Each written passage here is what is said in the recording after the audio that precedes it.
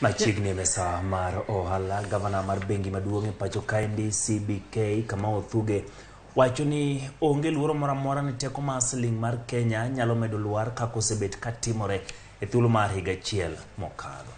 Kwan kata kamano pod nyiso ni teko mar siling mar Kenya osebet kadok piny odiochieng' ka odiochieng'. Edwin Okoth leronwa wich bar ma CBK ni godo e kinde ma giyudo e jakom manyien Andrew Musangi.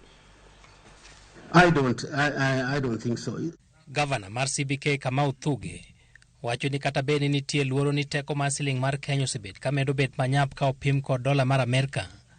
Ok onyal chopo nyaka siling $100 kaka osebet ka ilieko. One of the things that set off this exchange rate was the raising of interest rates in the US to fight inflation, which also had reached levels that they had not seen in decades. But now they have inflation has come down in the US. It's continued to come down. International commodity prices are coming down. So I suspect that the US Federal Reserve Bank will not be raising interest rates further.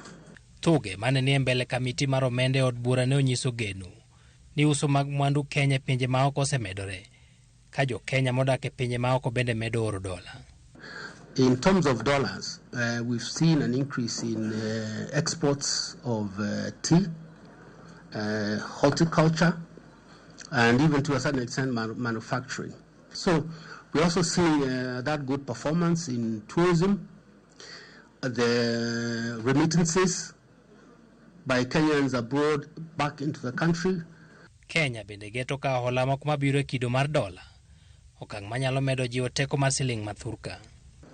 We're also discussing with multilateral institutions about additional funding.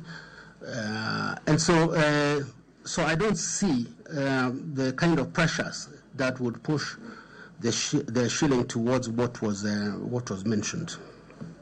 Siling mar Kenya mane wilore siling 123 kotong'o 4 kuom dola achiel e chak mar higani oseluar nyaka siling 144 kuom dola achiel dweni.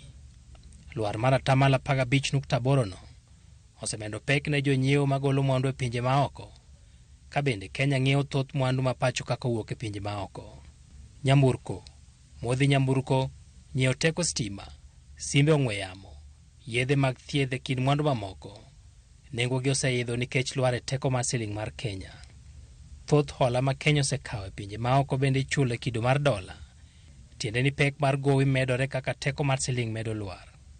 Chiro mag pinje maoko kata kamano bedo mayot uso e mwandu mawuok e Kenya ka jonyiewo yudo ka nengogi ni piny e lwasi ma kamano.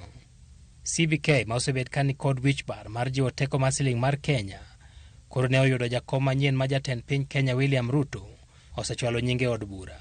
Andrew Musangi ma en or jaohala manosenindo Chris Kirubi koro chomo kawo apisno manowe kod Mohamed Nyaoga e giko mar dwe mar 6 higani. Musangi en okil masani en jakom maduong' mochung' ne weche mag nyiewo kata uso mwandu e migepe mag piny owacho PPRA. E kinde moko ne en jakom mar board matayo yiero e duond bura mar Jubilee.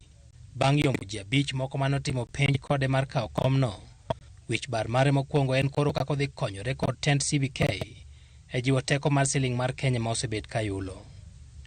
Edwin Okoth, Ramogi TV, Nairobi.